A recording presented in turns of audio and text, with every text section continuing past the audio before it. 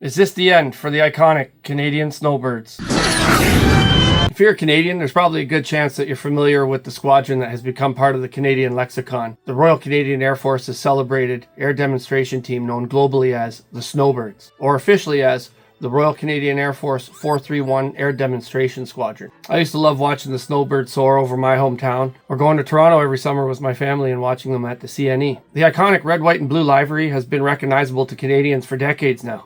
They are an active Air Force squadron, and they're based out of Moose Jaw, Saskatchewan, and they fly the Canadian-built Canadair CT-114 Tudor training aircraft. You know she's an old bird if she was built by a Canadian company. You don't exist anymore. The Snowbird Squadron consists of approximately 80 personnel and operates 11 aircraft. This includes 9 aircraft designated for the demonstration team and 2 backup aircraft that are frequently utilized for training and safety purposes. According to the Canada Aviation and Space Museum, the CT-114 Tudor, or its original designation CL-41, was the first aircraft built from the ground up by Canadair. It was developed in the late 1950s with the expectation that the Royal Canadian Air Force would use them and purchase them to replace their current fleet of piston-powered trainer aircraft. A prototype Tudor made its inaugural flight in January 1960, over a year and a half before the Royal Canadian Air Force would officially sign a purchase order of 190 units. Side-by-side seating and rugged durability made it a perfect aircraft for training purposes. This was actually the first aircraft designed by Canadair that wasn't derived from any other aircraft designs. The first time they were seen flying in an air demonstration squadron was under the Golden Senators livery at Expo 67. The Snowbird story really begins where the Golden Senators left off in the fall of 1967, following the end of the extraordinary airshow season as Canada's centennial year drew to a close. It was through the vision of their commander, Wing Commander Owen Bartley O.B. Phillip, that the dream of a permanent national aerobatic team once again took shape in the summer of 1969. Having realized his old Senataire tutors were on the base, he chose veteran fighter pilot Major Glenn Younghusband, the training and standard squadron commander at No. 2 Canadian Forces Flying Training School, to form and lead a new unofficial airshow team in 1971. While the 7-plane team was not permitted to do aerobatics the first season, it provided the stepping stone to the expansion of 9 jets in 1972 and the design of a new team logo that soon became known around the world. In 1973, the team was authorized for full formation aerobatics and adopted a flashy new paint scheme in 1974. Now the aircraft is over 60 years old and it's still in service. Coupled with the fact that the Royal Canadian Air Force has been experiencing negligence and poor leadership for decades, the future of this aging icon of Canadiana is at jeopardy. And when you take into account that the cost to replace the entire squadron with new aircraft would exceed over $1.5 billion US, you can bet that there's arguments growing within the government and military whether or not the Snowbirds are worth keeping around. So where does this leave the Snowbirds right now? Well, they aren't going anywhere until at least 2030.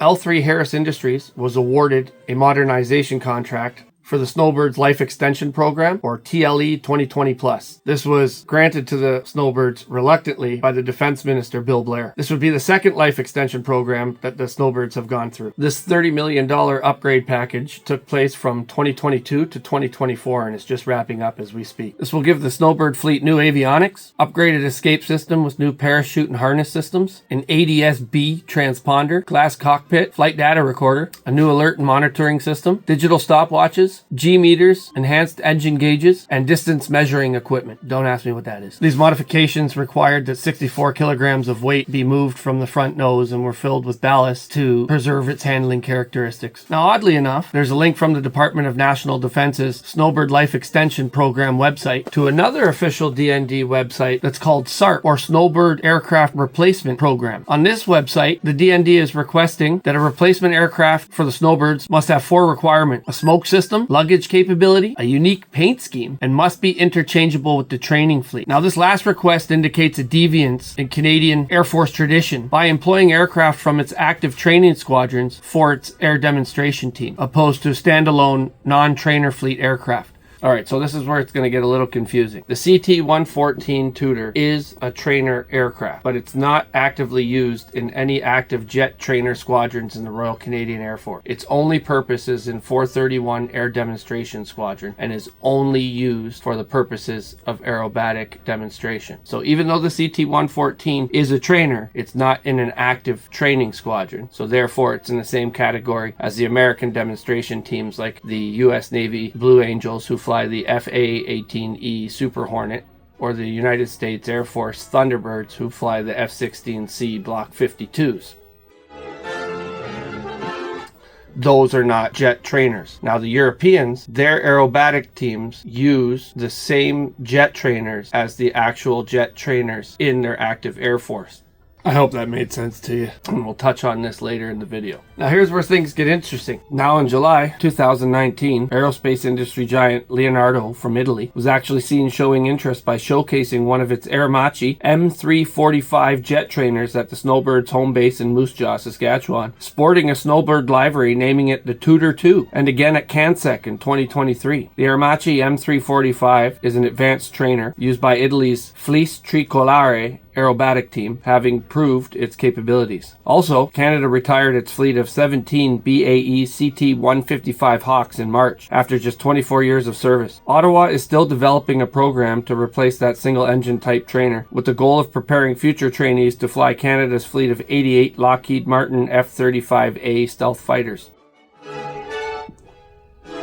Now, if I were the Royal Canadian Air Force or the cancer-riddled Public Services and Procurement Canada, I would get two birds stoned at once by replacing both the Snowbirds and the Hawk fleet with one contract and one aircraft type. My personal picks would be the T-7A Red Hawk, Aermacchi M345 or M346, the BAE Advanced Hawk. Any one of those aircraft types would look great in Snowbird's livery. The original Snowbird's livery is somewhat different than one we have now, so I imagine a third generation paint scheme of the Snowbirds might look slightly different. Hopefully they keep it somewhat traditional. I really love the red, white, and blue. Former Canadian Air Force General Chuck Sullivan is quoted saying he would love to see the T-7A Red Hawks in Snowbird colors. Now, if I had to personally guess what the Snowbird replacement aircraft is going to be, I'm going to go with the T-7A Red Hawk.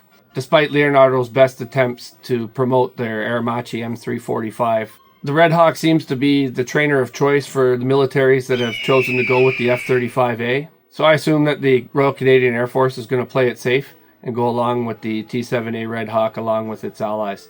Who knows, perhaps some private aviation group might step up and take on the Snowbird legacy themselves and privatize the entire thing. So for you guys out there hoping to see a CF-18M Hornet or a F-35A in Snowbird colors, you've got a better chance of finding Sasquatch, so I wouldn't get your hopes up for that, guys. But I'd love to see it too. We can only pray that they pick a jet for the Snowbirds replacements. Jets are considered prestigious for air demonstration teams. They are symbolic of a nation that has its shit together. Plus, the irony would be wild. The Tudors were purpose-built to replace piston-powered trainers. To then be replaced again by piston-powered trainers would be a step back in my mind. There's no excuse for a first-world G7 nation like Canada to be using turboprops or piston-powered aircraft for its demonstration teams. The Snowbirds act as ambassadors and representatives for Canadians across the world. They demonstrate Canadian discipline, professionalism, teamwork, dedication, and inspiration to a global audience all year long. Aside from the Snowbirds being a Canadian staple, they help upkeep our image and spirit around the world, and it would be a shame if they were flying a bunch of duster planes. So at the end of the day, at least for now, we still have the Snowbirds for at least another 10 years. So there's still time for the next generation of Canadians to meet and see the Royal Canadian Air Force Snowbirds anywhere across the country for at least the next 10 years. But given the past brutal record of Public Services and Procurement Canada and the DND, who knows what could happen to our beloved Snowbirds after 2030. Northern Liberty out.